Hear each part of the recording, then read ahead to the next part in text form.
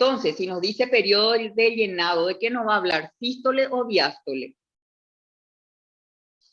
Exacto. Bueno, entonces nos dice, la fase 1 del diagrama volumen-presión comienza a un volumen ventricular de aproximadamente 50 ml. Entonces, si me dice volumen, voy a mirar acá. Esta es la línea de volumen. Y dice que la fase 1 empieza cuando hay un volumen ventricular de 50 ml. ¿Están viendo los 50 ml? Sí, profe. Y nos dice, ¿y cómo está cuando inicia el ventrículo izquierdo, cuando inicia su diástole? Acaba de abrirse la válvula aurículo-ventricular. En este caso, izquierda. ¿Cuál es? ¿Mitral o tricúspide? ¿La izquierda cuál es? ¿Mitral o tricúspide? Mitral.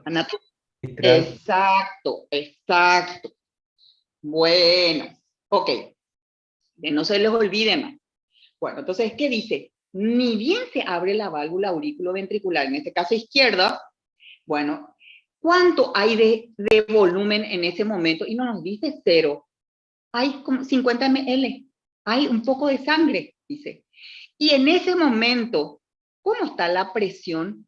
Y miren a cuánto está la presión. Si este es 20 milímetros de mercurio, la mitad es 10, está más abajo, y nos dice, es cuando se abre esa válvula aurículo-ventricular, va a empezar la diástole, hay 50 ml, y la presión dentro de ese ventrículo en ese momento es de 2 a 3 milímetros de mercurio. ¿Notan? 50 ml, 2 a 3 milímetros de mercurio. ¿Comprendido? Sí, y nos profe. dice, ahí está, la cantidad de sangre que queda en el ventrículo después del latido previo. ¿Qué nos enseña? Acaba de terminar la sístole.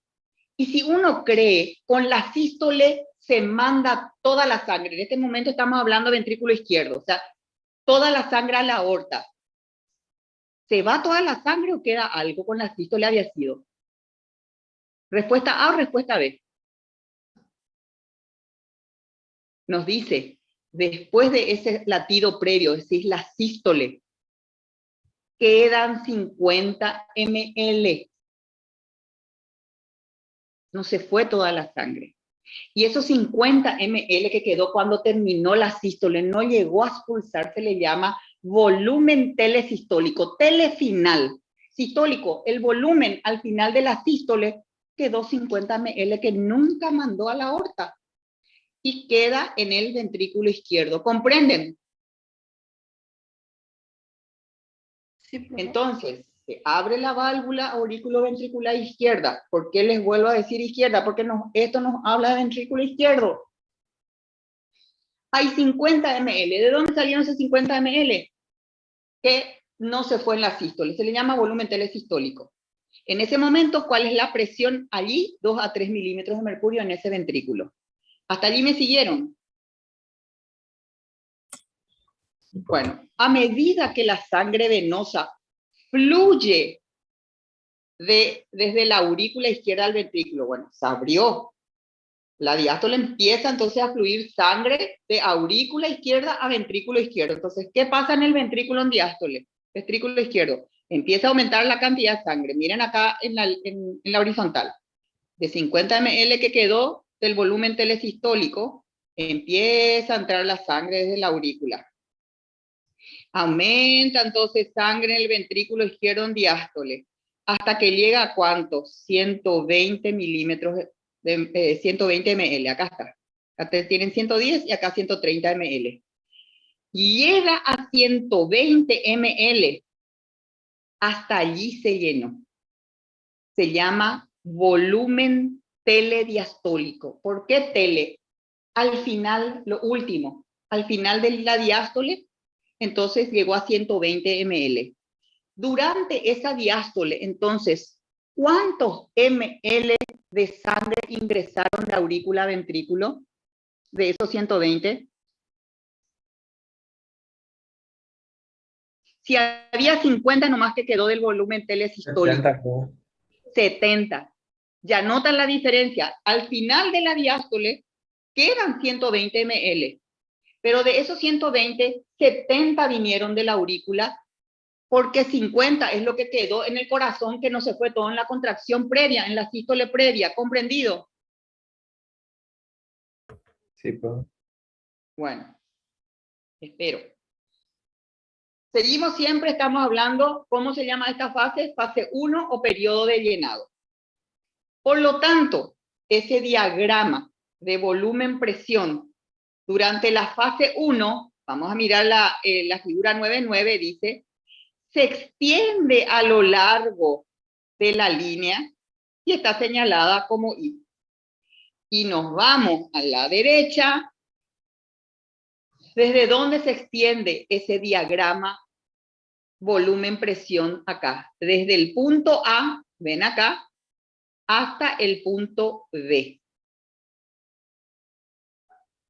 Esa fase 1, periodo de llenado, entonces se extiende desde el punto A al punto B. ¿Qué es el punto A?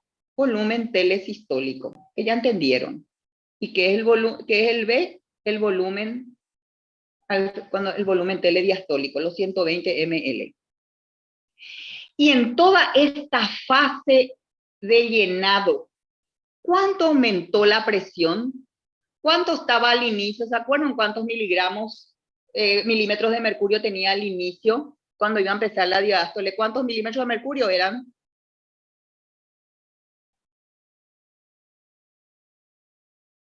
2 a 3 milímetros de mercurio, ¿se acuerdan?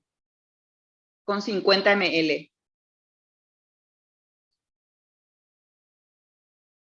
Y al final, acá, con 120 ml, ¿a cuánto de presión, a cuánto subió la presión al final de la diástole cuando ya está lleno el corazón?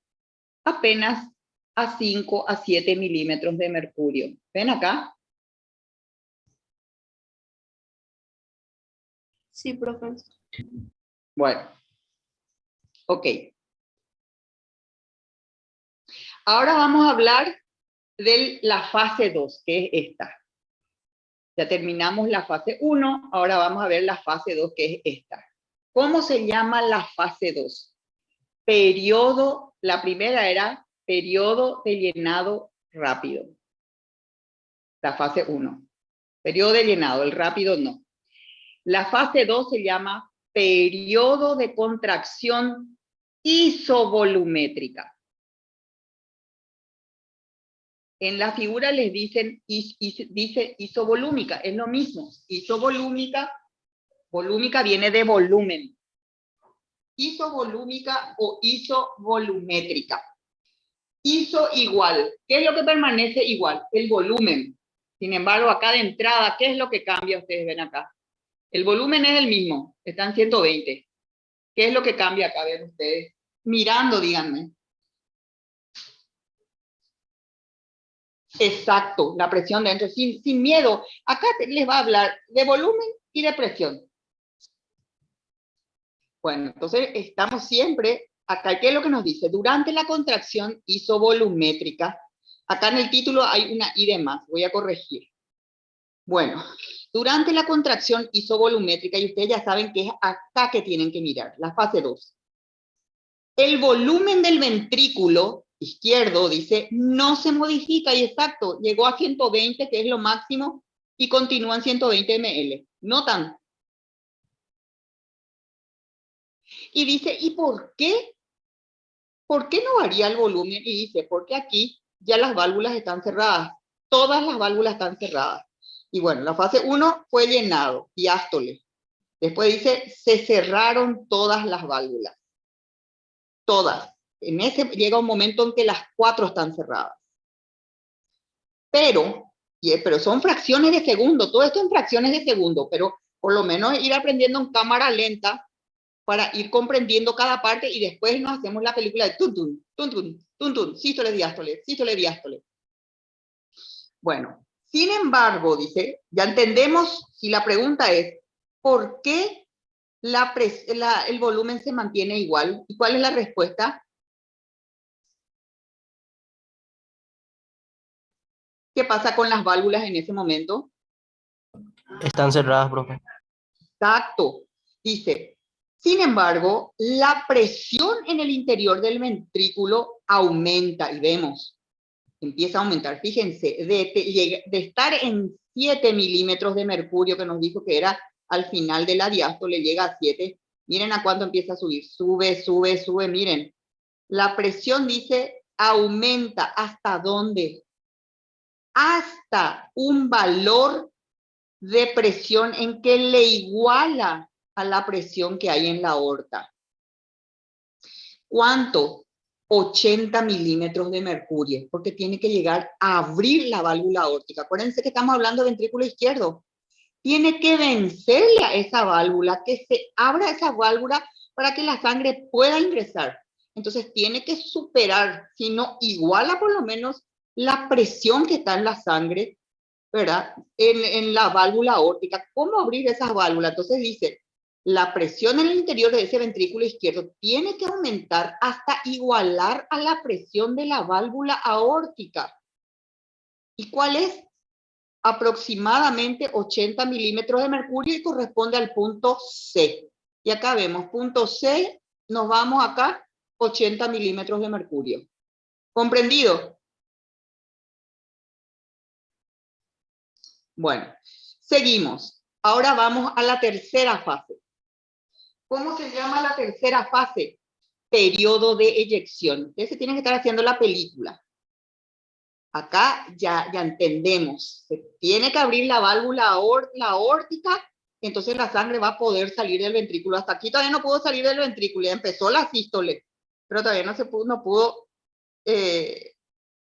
está eyectando la sangre, no está saliendo el ventrículo.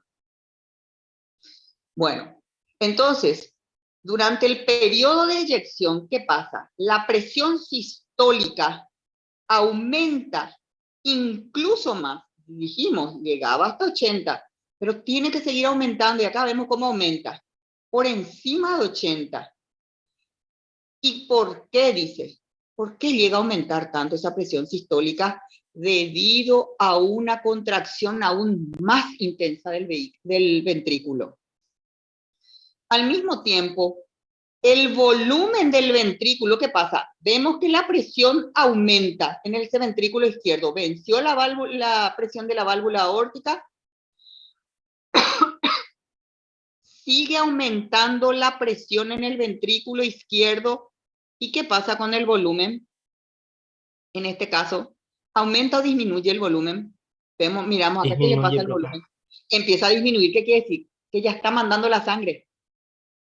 Sigue aumentando la presión, pero ya el volumen en el ventrículo izquierdo, a pesar de que aumenta la presión, acuérdense siempre que es ventrículo izquierdo, nos habla del ventrículo izquierdo. Se abrió la válvula aórtica, pero sigue aumentando la presión en el ventrículo izquierdo y al aumentar esa presión, está expulsando sangre y ya está disminuyendo entonces el volumen del ventrículo izquierdo. ¿Por qué? Porque la sangre ya está entrando a aorta. ¿Comprendido? Eso ocurre en el periodo de eyección. Y siempre se dan cuenta, cada fase nos habla qué pasa con la presión, qué pasa con el volumen. En cada una de las fases uno tiene que ir diciendo qué pasa con la presión, qué pasa con el volumen. ¿Siguen hasta ahí? Bueno, siguiendo siempre con la fase de eyección que vamos a mirar acá, pero acá vamos a mirar en la figura 9, donde tenemos estas, no le tenemos solamente al buclecito este. Nos dice, si nosotros vemos siempre el periodo de eyección, que acá ya en el buclecito, en el diagramita, ya sabemos que este es la fase 3. Pero, ¿qué nos quiere decir en la figura 9? Dice, la curva señalada 3, o periodo de eyección, que también ya sabemos su nombre, registra los cambios del volumen y de la presión sistólica. Entonces, ¿qué pasa? Dice, con la presión sistólica y con el volumen.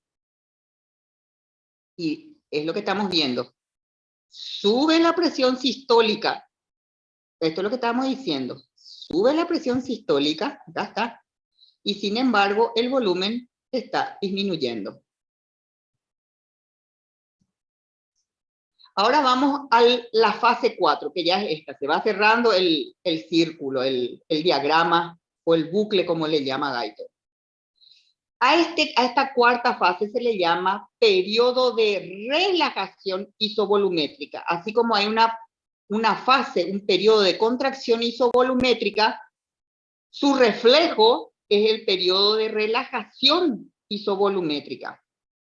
Y nos dice, al final del periodo de eyección, y ya sabemos, todo esto fue un periodo de eyección, y el final, cuando ya deja de eyectar, de enviar, de bombear sangre a la aorta, se le llama punto D.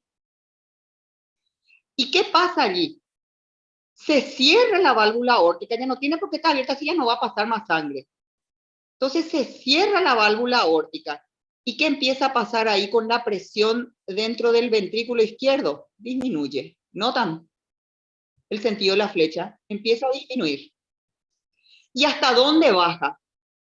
Hasta llegar a lo que se llama nuevamente la presión diastólica. Y ustedes recuerdan, ¿cuánto cc queda en el ventrículo izquierdo después de que termine la eyección, la sístole? ¿Cuánto quedaba? 50. 50 ml. ¿Cómo se le llamaba a esos 50 ml? Volumen, acá está. Tele, Sistólico. ahí está. Entonces, ¿qué les quiero decir con esto? Que aparte de que hay que comprender, recuerden los nombres técnicos, esto es ciencia. Entonces no podemos decir cómo se nos ocurre. Estamos obligados, somos universitarios, somos futuros médicos, tenemos que hablar con el lenguaje apropiado. Entonces, volumen telesistólico. Bueno, entonces nos dice, la línea marcada como 4, que ya ven acá, en esta figura, acá, perdón, 9,9, a la derecha, refleja esta disminución de la presión intraventricular. Acá lo mismo nos muestra. La presión va disminuyendo.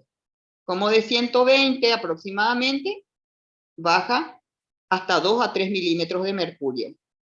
Ya no hay cambios de volumen, ¿cierto?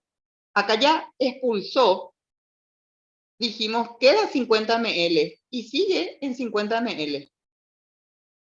Pero sí hay cambios en la presión. Así, entonces, cuando termina la sístole, el ventrículo recupera su valor inicial. Ahí va a empezar la diástole, en el que quedan aproximadamente 50 ml, vamos a mirar a la izquierda, quedan 50 ml de sangre, acá está el volumen, en el ventrículo izquierdo, y la presión auricular, perdón, la presión va a quedar en aproximadamente, no es auricular acá, tiene que ser ventricular. Acuérdense, dije, este es un error del libro, porque exactamente dice acá auricular, pero fíjense, ¿qué nos muestra? Presión nos muestra intraventricular izquierda, cuidado. Ahora estoy notando eso, pero el diagrama nos habla de presión en ventrículo izquierdo. ¿Comprendido? Entonces, 2 a 3 milímetros de mercurio. Porque si por ahí me dicen, no, en tu diapositiva dijiste estaba esto, y estoy corrigiendo.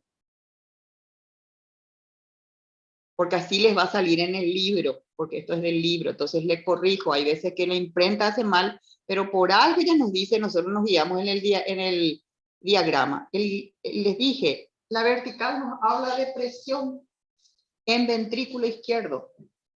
Así que para los que están atendiendo, esto ya no les va a sacar la tranquilidad. Bueno, sigamos. Bueno, acá simplemente estoy viendo todo lo que vamos desarrollando. Ya terminamos diagrama de presión, volumen durante el trabajo ventricular. Y solamente hay que hablar más de la ley de Laplace, para tratar de acordarnos. Bueno, uno dice, ¿qué tiene que ver la ley de Laplace? Que en biofísica, de alguna manera, por lo menos ya tenían que entender. ¿Y por qué? Porque nos damos cuenta que el corazón no trabaja a su antojo. No es que hoy, ahora voy a trabajar así. 5 minutos después, no, ahora sí, no, es bipolar el corazón. El bipolar, el corazón tiene un trabajo marcado, ya pautado desde la formación, no es ni desde el nacimiento, sino desde que se está formando en el vientre materno. ¿Y dentro de qué se encuadra? Dentro de leyes. Y una de las leyes por las que se rige el corazón es la ley de Laplace. Entonces tenemos que entender qué es lo que dice esta ley. ¿Por qué? Porque el corazón normal, nuestros corazones, si es que son fisiológicos y son sanos, funcionan por una de estas leyes, porque después van a ver que no es la única ley en la que se enmarca el corazón. Hay otra que van a ver lo que es Frank Starling. Bueno, y la ley de Laplace. Acá no vamos a dar una clase de física, no es la idea, sino simplemente entender lo básico de la ley. Para comprendiendo la ley de Laplace, vamos a entender entonces el funcionamiento del corazón. Bueno, entonces, fíjense que para que esto entiendan, algo dice el libro de Miko. El Galton no está muy... Galton más o menos asume que uno ya sabe lo que es la ley de Laplace, entonces no te describe la ley de Laplace, más o menos vos ya sabés y esto es lo que ocurre. Entonces yo les puse acá, que esto que acá les digo, lo saqué de Gannon, del libro de Gannon, está aquí, o sea, no es tampoco un invento mío. Bueno, entonces tenemos que mirar la figura que nos habla de la relación que hay entre la presión que es P, ¿verdad? Presión de distensión se llama, y la tensión que soporta la pared. Bueno, nosotros pues estamos hablando de corazón. El corazón es una víscera hueca, ¿verdad? Que por dentro es hueco. Tiene pared el corazón, tiene cavidad. Bueno, entonces el corazón soporta tensiones, presiones. Bueno, y tiene pared y lo que hay adentro del corazón incide sobre la pared del corazón. Bueno, entonces básicamente lo que tenemos que entender, lo que nos quiere decir esto, si nos pone T de tensión y nos pone T de tensión, de presión, nos está diciendo, hay una relación, tienen que ver, influyen entre sí, la presión que haya adentro, y esa presión sirve para que se distienda, porque estamos hablando de víscera hueca, en este caso el corazón. Si no hay una presión dentro del corazón que distienda el corazón, va a estar apachurrado como una uva pasa seca adentro. Pero para que se tenga que distender, y sabemos que después se achica, o sea, hay sístole y diástole, quiere decir que las presiones dentro del corazón, y estuvimos viendo recién cómo varían. Un rato aumentan, otro rato está más bajo, después llega a este nivel, después sube otra vez. Así está, no es algo estático. Y esto es así hasta que uno muere. Entonces, hay una presión dentro del corazón que gracias a eso distiende el corazón. Y también hay una tensión que soporta por fuera. Por un lado, la presión de adentro y por otro lado, la presión de afuera, que se le llama tensión. ¿Y cuál es el sentido en que actúan esas presiones? Lo que está adentro es de dentro hacia afuera. Y lo que soporta por fuera va sobre la superficie. Eso es lo que más o menos nos está queriendo decir. Pero aparte del corazón, donde también vemos estructuras que tienen luz por dentro, que tienen una cavidad, y los vasos sanguíneos, que empiezan a salir del corazón. ¿Me están siguiendo hasta allí? Sí, doctora. Bueno, ¿y qué es lo que nos dice? Primero dice, resulta sorprendente que estructuras con paredes tan delgadas y tan delicadas como los capilares sanguíneos, entonces ustedes ya se imaginan, el corazón me voy a capilar, que es la estructura chiquitita, más pequeñita dentro del sistema de cañerías que salen del corazón, porque primero salen la aorta, que es enorme, con su pared, con su diámetro, pero después, a medida que va circulando por el organismo, que se va distribuyendo, cómo se va ramificando, va disminuyendo el calibre, también el tamaño de sus paredes, hasta ser más pequeñitos y llegar a la porción más pequeña de ese sistema, esa red de distribución de cañerías, que en este caso, que es lo que distribuye sangre, llegan los capilares. Y también tiene, por más pequeñito que sea y microscópico, también tiene una luz y también tiene una paredcita.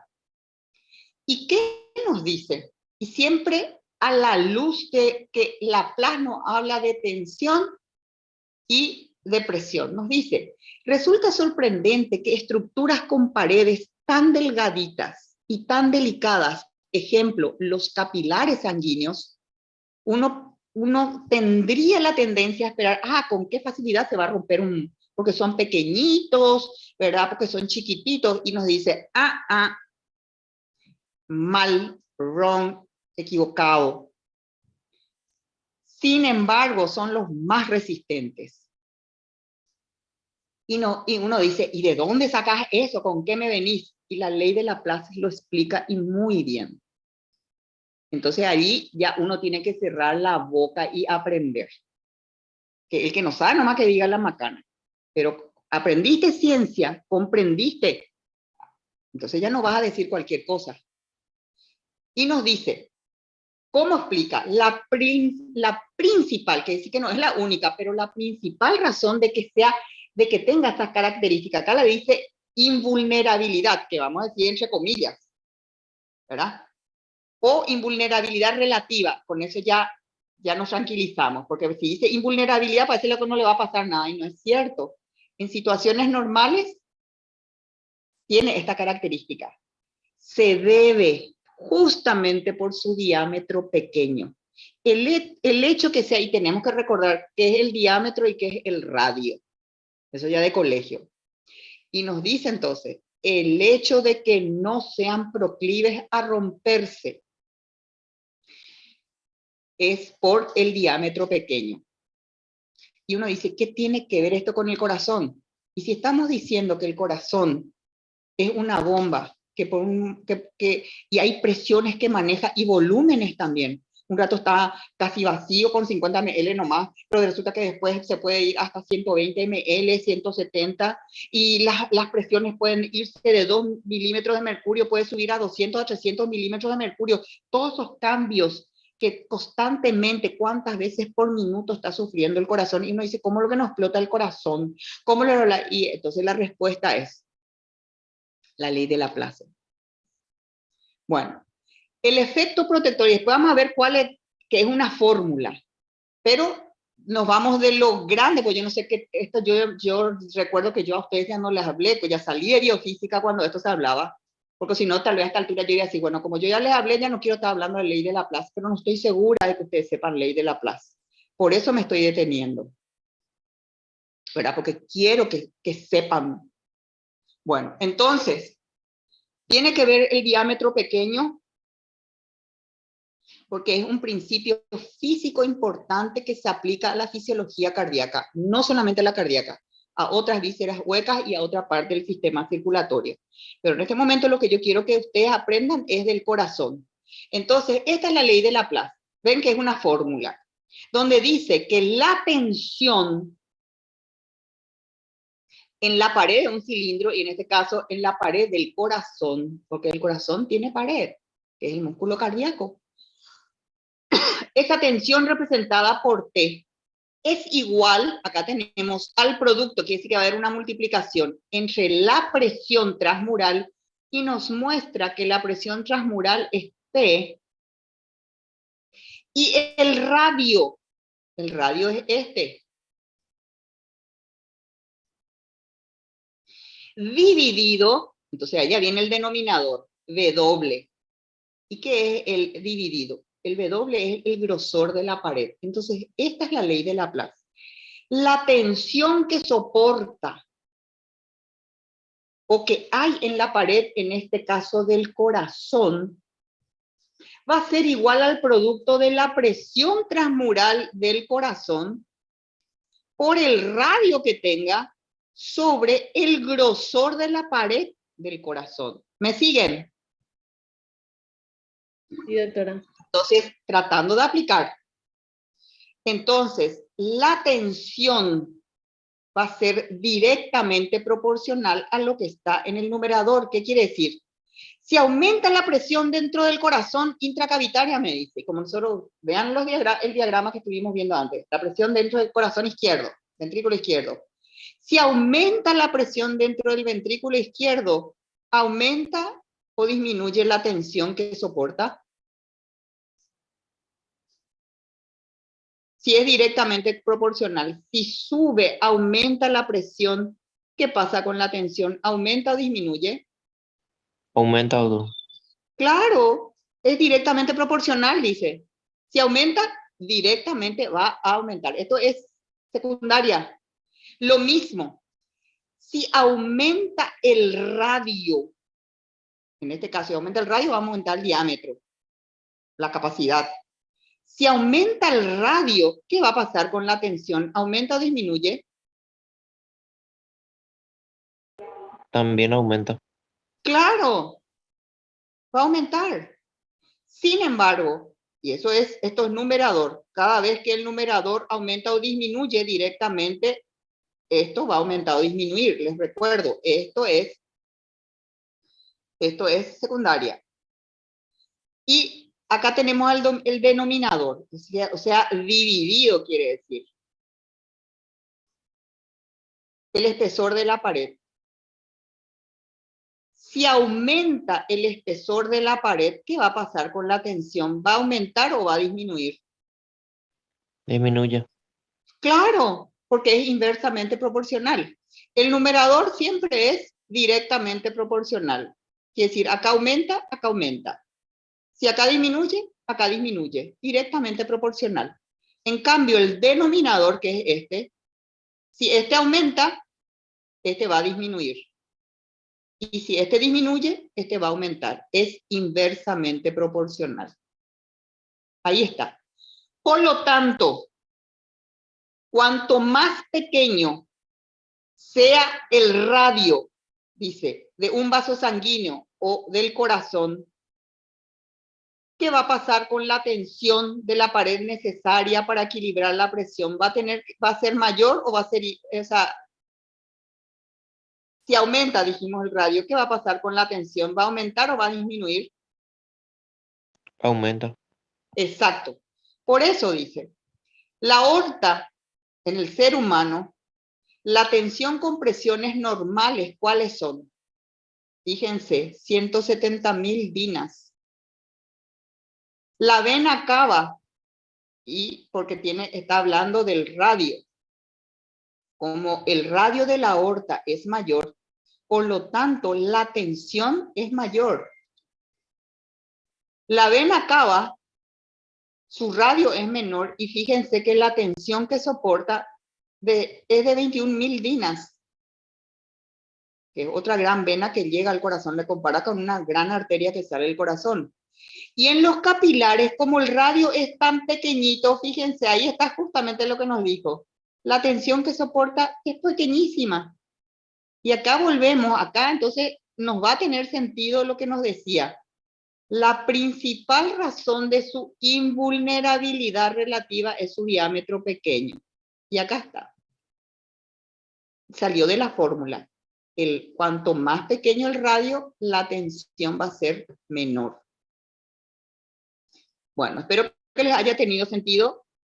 Traté de que no parezca física pura, porque hay una serie de fórmulas que nos dicen, bueno, y esto lleva esto, y de esto a esto, y de esto a lo otro. No, traté de simplificarles la vida.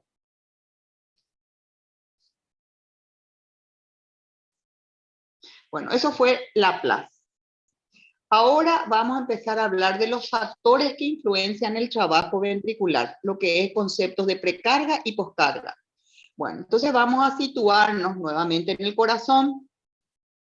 Esto es la aurícula derecha. Esto representa la válvula aurículo-ventricular derecha, ventrículo derecho. Aurícula izquierda, ventrículo izquierdo. Y acá la válvula tricuspidia. Bueno, ¿por qué nos va a ayudar esta imagen? Y vamos a entender qué es precarga.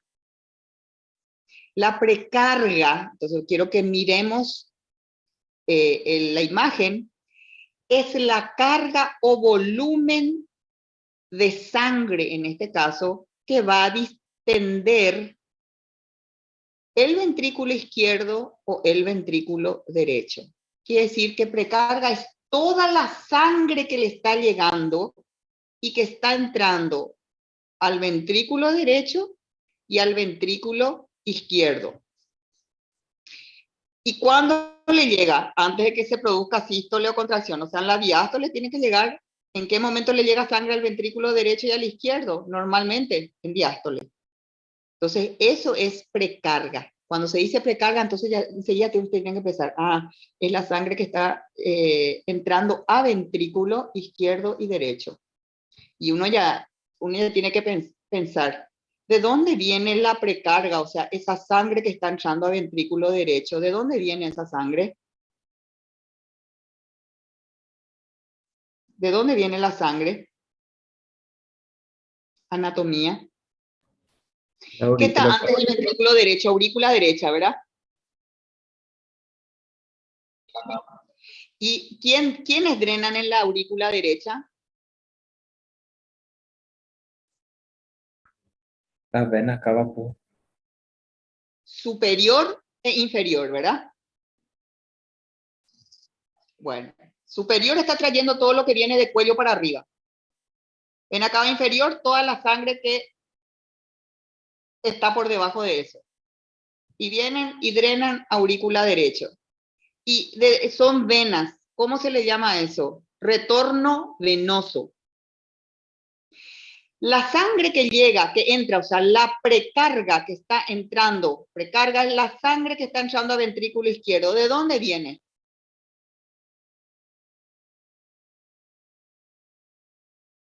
De aurícula izquierda. ¿Viene de arteria o de vena pulmonar? Vena pulmonar. Vena pulmonar, bro. Las venas pulmonares. ¿Cuántos son? ¿Cuántas son? 4. Entonces, quiere decir que también es sangre que viene de venas, ¿verdad? Entonces, se le llama retorno venoso, pero en este caso, retorno venoso de las pulmonares. ¿Estamos de acuerdo? La precarga que llega a ventrículo derecho es retorno venoso que está viniendo vena cava superior y vena cava inferior, que entra a aurícula y luego a ventrículo derecho. El retorno venoso, o sea, la sangre que está entrando en diástole a ventrículo izquierdo, proviene de las venas pulmonares. Por eso, y acuérdense, ¿en qué momento entran? En momento de diástole. Antes de iniciarse, les dice acá, el proceso de contracción o sístole. Claro, en diástole. Bueno, por lo tanto, ¿qué es precarga? Es la cantidad de sangre que entra al ventrículo izquierdo o al ventrículo derecho. No me dice que entra en la aurícula, sino que entra al ventrículo, que ahí es donde va. Y esa sangre que entra al ventrículo, sea derecho, sea izquierdo, es la sangre que después se va a bombear, ¿verdad? Porque lo que entra a aurícula, a ventrículo, ¿cuál es el camino que sigue? Si es derecho, arteria pulmonar, y si es izquierdo, aorta. Se tiene que bombear. Entonces, ¿y en qué momento se bombea? Acá te dice con cada latido, y sabemos, late, se contrae, ¿cómo se llama? Se llama sístole. Y toda esa sangre, entonces, que está entrando a ventrículo izquierdo, a ventrículo derecho, ¿qué hace con ese ventrículo? Le distiende. Y al distenderle al ventrículo, estira las fibras musculares ventriculares. ¿Comprendido? En diástole se estiran las fibras, en sístole se contraen las fibras musculares. ¿Comprendieron eso? Por lo tanto, la precarga está determinada por el retorno venoso.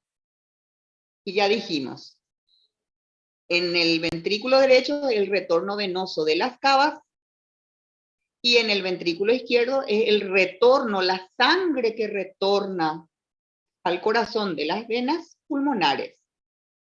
¿Y en qué momento? Al final de la diástole, cuando se tienen que estar llenando, durante la diástole, cuando se están llenando los ventrículos. ¿Me siguen hasta ahí? Bueno, ese es el concepto de precarga. Ahora viene el concepto de poscarga.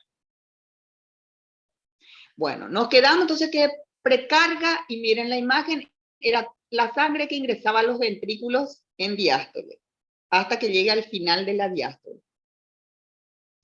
Pero esa sangre no se queda ahí a vivir, qué sé yo, per secula seculorum. No se quedó en diástole y ahí se quedó viviendo. Ya murió el que se quedó en su diástole y nunca más se contrajo su corazón, ya está frito. Ya es cadáver. Bueno, pero una persona que está viva, que está sana, ¿qué tiene que ocurrir con esa sangre? Con esa precarga. Y se tiene que expulsar. Y ahí viene el concepto de poscarga.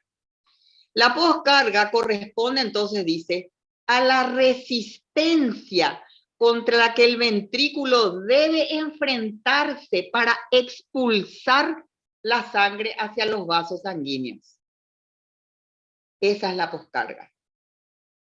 Es entonces, repito, la resistencia contra la cual el ventrículo tiene que enfrentarse para expulsar la sangre hacia los grandes vasos sanguíneos. El ventrículo izquierdo, su poscarga está en la aorta, y el ventrículo derecho en la pulmonar. Y dice, para ampliar más, la poscarga es esa resistencia que el ventrículo tiene que superar para que la sangre pueda ser eyectada del ventrículo. Tiene que salir, tiene que ser eyectada, tiene que ser expulsada, tiene que ser bombeada, pero no le resulta fácil. Hay una resistencia que tiene que vencer. Bueno, nos dice de otra manera, puede definirse también, y les traje varias definiciones porque hay veces que con una sola no se entiende. Les puse acá de Guyton, les puse de otras. Puede definirse también a la poscarga como la presión que la contracción del ventrículo debe sobrepasar para que se abran las válvulas aórtica y pulmonar. Y ustedes se acuerdan que cuando vimos este diagrama, como acá decía, sube la presión en el ventrículo, le estoy mostrando fase 2, hasta igualar al de la válvula aórtica. ¿Por qué? Porque me habla de ventrículo izquierdo. Y se abre la válvula aórtica, tiene la fuerza para abrirle y ahí empieza la eyección. Esa es la poscarga, ¿comprendido? Pero eso también ocurre con el lado derecho del corazón, porque se tiene que abrir también la válvula de la pulmonar. Bueno, dice Mico, esta última es de Mico, les puse, dice, poscarga está representada por la presión aórtica o la resistencia periférica. Así es sencillo. La presión aórtica se pone en 80 milímetros de mercurio. Bueno.